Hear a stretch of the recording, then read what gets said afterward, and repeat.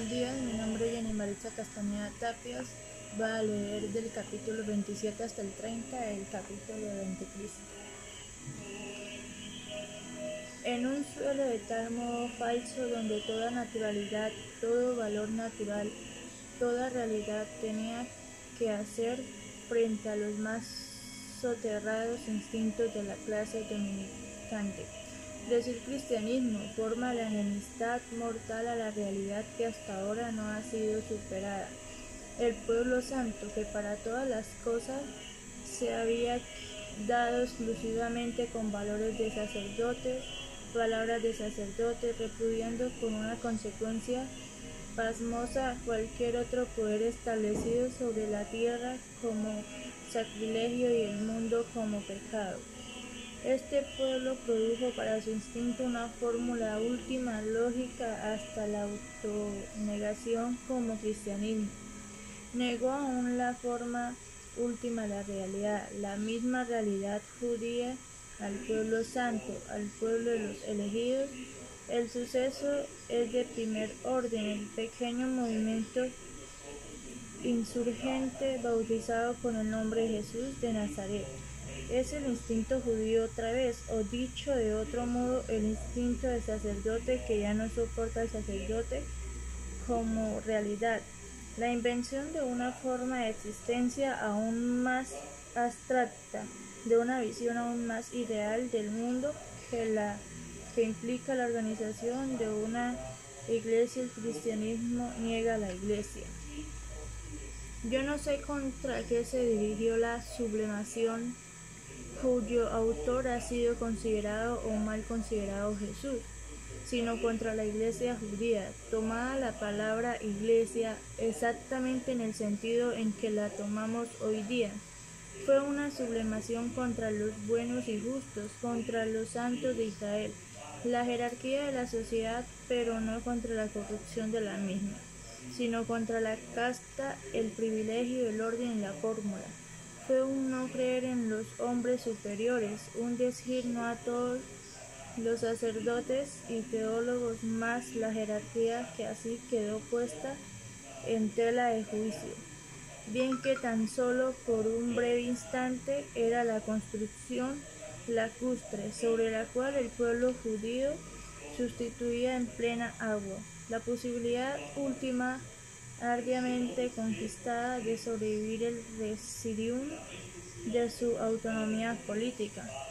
Todo ataque dirigido a ella era un ataque al más soterrado instinto popular, a la más detonada voluntad de vida de un pueblo que se ha dado jamás.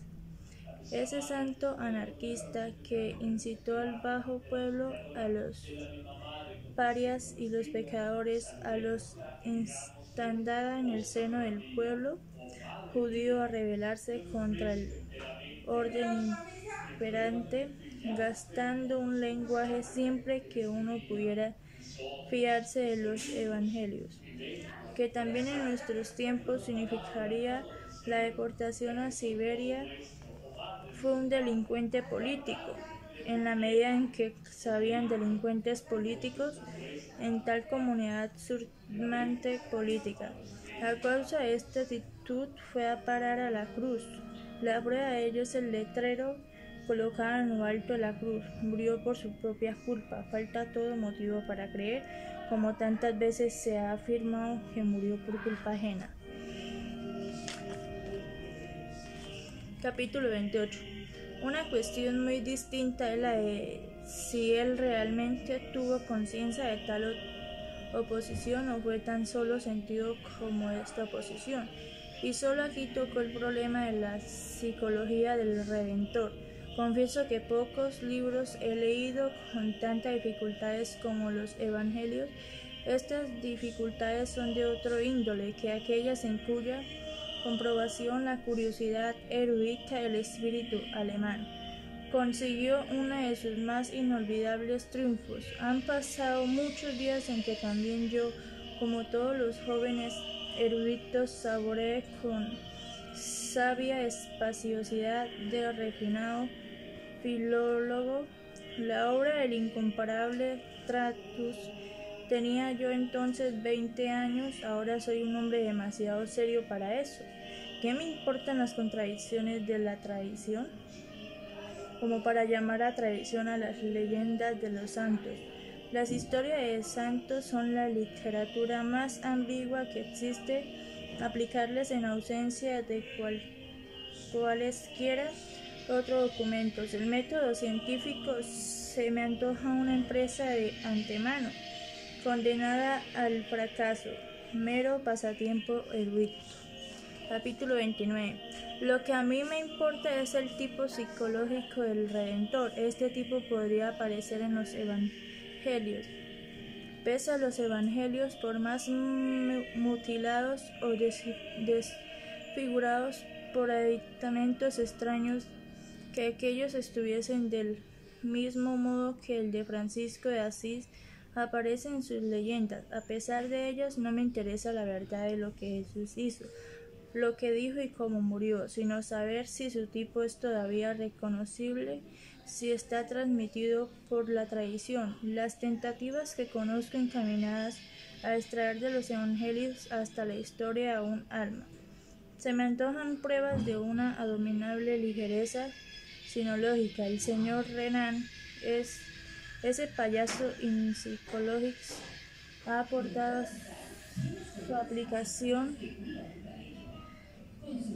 del tipo de Jesús, los dos conceptos más inadecuados que se conciben en este caso, el del genio y el del héroe, Eros. Pero si el concepto héroe es lo más antievangélico que puede darse, precisamente la antítesis de toda lucha, de toda idiosincrasia militante, se ha hecho aquí instinto, la incapacidad para la resistencia.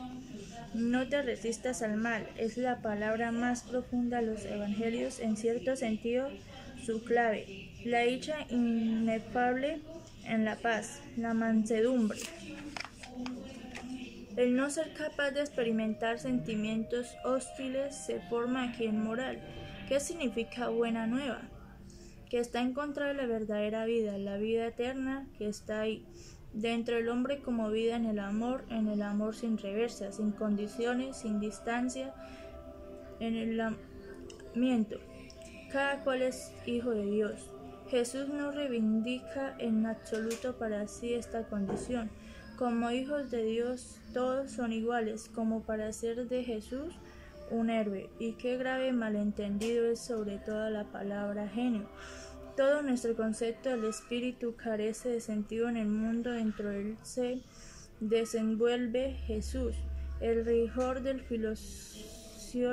fisiólogo sugeriría a quien más bien una palabra muy diferente. Conocemos un estado de irritabilidad morbosa del tacto, que en tales condiciones retrocede entre la idea de asir un objeto sólido, traduzcarse de tal hábito fisiológico en su lógica última, como odio instintivo a cualquier realidad, como evasión a lo insable, a lo inconcebible, como aversión a cualquier fórmula, a cualquier noción de tiempo y espacio, a todo cuanto es fijo, costumbre, institución, iglesia, como desenvolvimiento en un mundo ajeno a toda realidad, exclusivamente interior, el mundo verdadero, un mundo eterno, el reino de Dios es dentro de vosotros. Capítulo 30. El odio instintivo a la realidad, consecuencia de una extraña irritabilidad y sensibilidad, el sufrimiento que ya no quiere ser tocada, porque todo contacto provoca en ella una reacción excesiva. El repudio instintivo de toda antipatía, de toda hostilidad, de todos los límites y distancias del sentir, consecuencia de una extrema irritabilidad y sensibilidad, al sufrimiento que siente ya toda resistencia, toda obligación de resistir como un displacer insoportable. Esto es como perjudicial, como contrario al instinto de conservación y consigue la dicha inevitable. El placer únicamente como un no resistir más, un no resistir a nadie, ni al mal ni al maligno. El amor como única y última posibilidad de vivir. Estas son las dos realidades fisiológicas en las cuales ha surgido la doctrina de la redención. La llamo una evolución sublime del hedonismo sobre una base completamente morbosa, íntimamente afín con ella, bien que con nutrido editamiento de vitalidad y energía nerviosa. Helenas es el epicurismo, la doctrina pagana de la redención, Epicuro, en tipo decadente. Desenmascarado como tal por mí, el miedo, el dolor, incluso el mínimo dolor, por fuerza desemboca en una religión del amor. Gracias.